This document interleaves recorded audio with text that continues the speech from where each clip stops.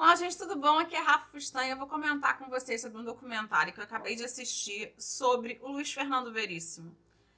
Se você já me escutou falando aqui no canal ou em qualquer um dos meus eventos, né, nesses quase 14 anos de estrada na internet, falando sobre livros principalmente, você deve saber que eu comecei a gostar de literatura, comecei a ver a literatura como algo que eu tinha uma paixão muito grande e comecei a ler muito rápido a partir de um livro do pai dele, do Érico Veríssimo, chamado Olhai os Lírios do Campo.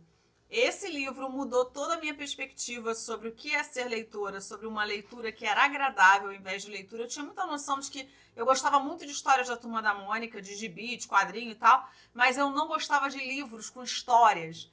E a do Érico Veríssimo, Olhar os Lírios do Campo, me marcou demais. Eu lembro que a professora pediu para eu ler no final de semana, eu falei, gente, não vou conseguir. E nesse final de semana eu li 2 vezes. Eu fiquei completamente apaixonada pela história e depois, na apresentação desse projeto que ela tinha pedido, ela me elogiou muito. Ela falou, nossa, você realmente entendeu, gostou da história. E é uma história que, então, eu levei para a vida. Dito isso, o Luiz Fernando Veríssimo, que é filho dele, o pai morreu antes de eu nascer, 2 anos antes, se eu não me engano, ou 3.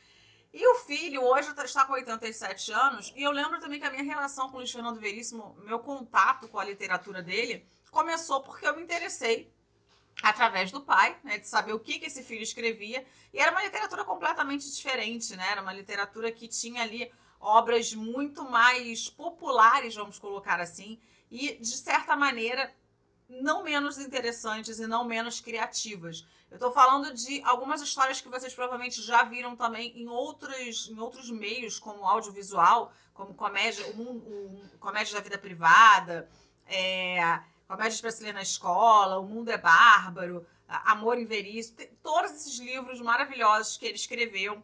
E, inclusive, eu não lembro qual foi o último livro que ele tenha escrito, porque tem um tempinho. Eu estava até querendo puxar pela memória, porque já tem uns bons anos que eu não vejo nas bienais da vida. Eu sempre vou na Bienal do Rio de Janeiro, né, e na de São Paulo.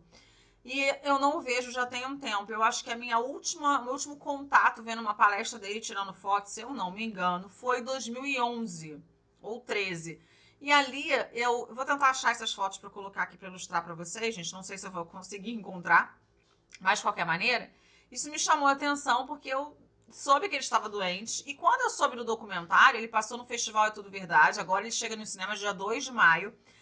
E eu quis assistir, obviamente, porque eu tenho um interesse muito grande. Eu já alerto vocês que se você gosta de literatura, mesmo que você ainda não conheça a fundo a obra do Luiz Fernando Veríssimo, é um ícone vivo ainda, né, da nossa literatura. Então, super vale a pena. Ele tem um jeito muito gostoso, né? Se vocês lembram das mentiras que os homens contam, aqui no Rio virou peça de teatro, né, que São Paulo provavelmente também teve, ou diversas outras peças.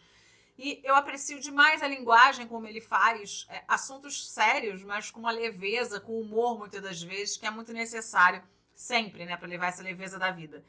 Esse documentário, e aí me assustou, eu falei, gente, então ele tá bem, né, porque ele tá com 87 anos e aceitou fazer esse documentário, mas esse documentário é sobre os 80 anos que aconteceram exatamente em setembro de 2016.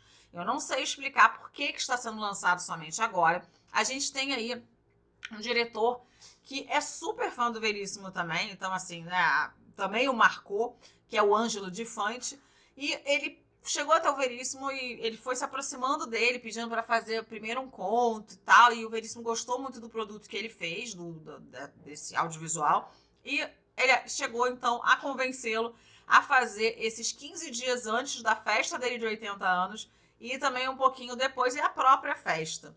O que chama atenção nesse documentário é a vida, né, de uma pessoa idosa, como talvez como qualquer outra, dentro da casa, mas muito diferente quando ele coloca o pé dele para fora da casa. Por que eu estou dizendo isso? Porque ele tem fisioterapeuta, porque ele fica com as crianças, com os netos dele, fazendo super barulho e nem sempre entendendo muito bem ali o que o avô está pedindo. Ele tem a esposa dele, né, que está ali sempre transitando. As dificuldades do corpo humano, afinal, com 80 anos, ele tem alguma dificuldade de sentar, de levantar, de fazer algumas atividades, e provavelmente por causa de alguma doença ou algum outro caso de emergência que ele teve. Ele parou muitas vezes no hospital. Enfim, eu não sei qual é o estado de saúde atual dele, porque eu não tenho, né, esse material para dizer para vocês. Eu sei que ele não tem mais vindo para o Rio de Janeiro, nem para São Paulo, não tenho visto, pelo menos, ele nesses eventos. Mas, basicamente, então, o documentário vai passar nesse ano de 2016, dirigido pelo o Ângelo Defante, que contou que ficou exatamente 100, esse tempo todo, né? São 100 horas, na verdade, que ele conseguiu de material e que ele teve que dividir, então, fazer essa, se eu não me engano, tem 2 horas e pouco, gente, de duração. Ele é um documentário interessante, ainda que em alguns momentos eu acho que sim, fica tedioso, né? A vida de uma pessoa, né? Dentro, por que eu disse dentro de casa? Dentro de casa ele é um idoso ali, né? Que tem as suas limitações e tá lidando com a sua família. Quando ele bota o pé para fora de casa e vai em alguns eventos, que ele é convidado, ele é super aplaudido, todo mundo reconhece ele, tiram foto com ele. Ele é uma pessoa muito fechada, né? Ele não é uma pessoa de muitos sorrisos. Você vê que tem uma pessoa ali que vai falar para ele emocionadíssima. Ai, eu quis tanto chegar perto de você, é difícil, você não tem rede social. E ele mantém ali aquela, né? E eu não tô dizendo que ele tá certo ou que tá errado, mas é uma plenitude, assim, né? Na voz e na maneira de lidar com o público.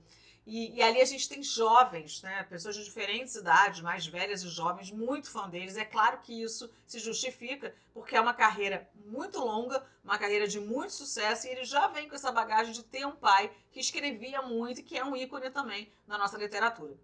Então é muito interessante. O cineasta, né, o Defante, ele chegou a dar uma entrevista que ele disse o seguinte, entre aspas, né, um senhor de movimentos lentos, introvertido, não muito fã de socialização, com leve pendor ao sedentarismo, fecha aspas, e cuja atividade mais corriqueira era ficar escrevendo no computador. Abre aspas, ele é quase um anti-personagem. O desafio era transformar a inação em algo luminoso. A estratégia foi oscilar entre uma observação muito próxima com uma investigação ampliada ao seu arredor. É um filme calmo e tranquilo, como o sujeito que examina, mas nutrido constantemente pela ideia de que uma pessoa é resultado do seu ambiente, tanto quanto influencia nele. E a família Veríssimo é um ambiente adorável, fecha aspas. Sim, aquela família bem gaúcha, né? Aquela família ali, eu tô dizendo isso que a minha família é gaúcha, enfim, minha mãe, minha falecida avó, e é aquela família assim, né, com aquele sotaque carregado, com o friozinho, as coisas que a gente não tem aqui no Rio de Janeiro, né, aquele jeito meio interiorano também, porque ele tem ali uma casa. Então ele sai daquela casa e dali fora ele é o Luiz Fernando Veríssimo, mas dali para dentro ele é o marido, ele é o pai, né? Ele é o avô. Então tem muito disso. Eu acho que esse filme ele é um marco, né? Assim, para quem quer entender o Veríssimo, conhecer, e para quem sente saudade de vê-lo, de encontrá-lo nos eventos, eu acho que super vale a pena assistir. Eu disse para vocês, estreia agora dia 2 de maio. E eu vou deixar então a dica aí para vocês que gostam de cinema, né, que gostam do Luiz Fernando Veríssimo e sentem falta de vê-lo nesses debates, sempre muito inteligente, sempre falando sobre tudo e todos, é realmente um presente.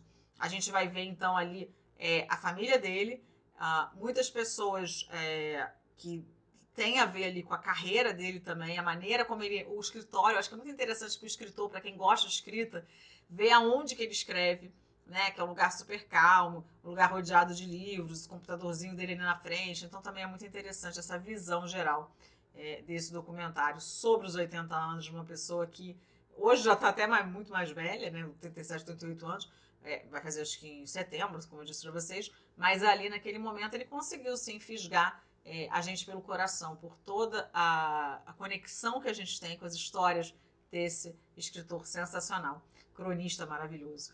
Eu vou ficando por aqui, um beijo grande, até o próximo vídeo, pessoal.